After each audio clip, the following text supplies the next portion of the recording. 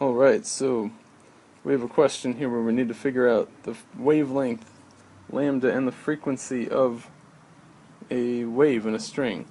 And it's the third harmonic. So, little cheap trick to figure out what that looks like is that there should be 3 humps. So the wave will hump up, hump down, and then hump up again. And as it vibrates, it oscillates, and the down humps become the up humps, and the up humps become the down humps. So as it vibrates, it'll go up and down in here, and up and down in here, and this will look all wavy. But anyway, we know we can figure out the wavelength just from this information here, and knowing the length of that string. We can see that one full wavelength, up, down, and then back up, brings us 2/3 of the way down the length of the string. So we can pretty simply say that the wavelength is 2/3 of the length of the string,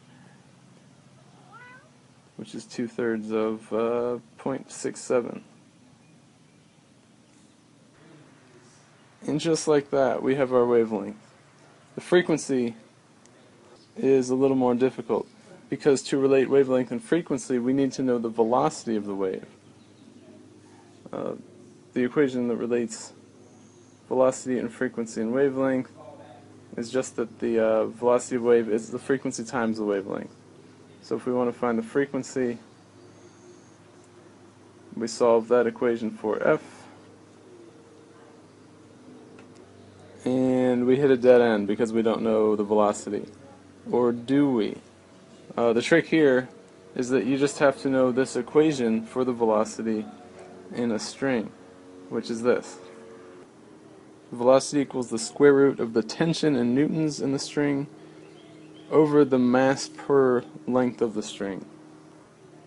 And that's why we were given the mass of the string and its tension. So I put in our numbers there so we can solve for v. The velocity of the wave in the string equals 22.5 meters per second. And we can take that number and insert it in here for v.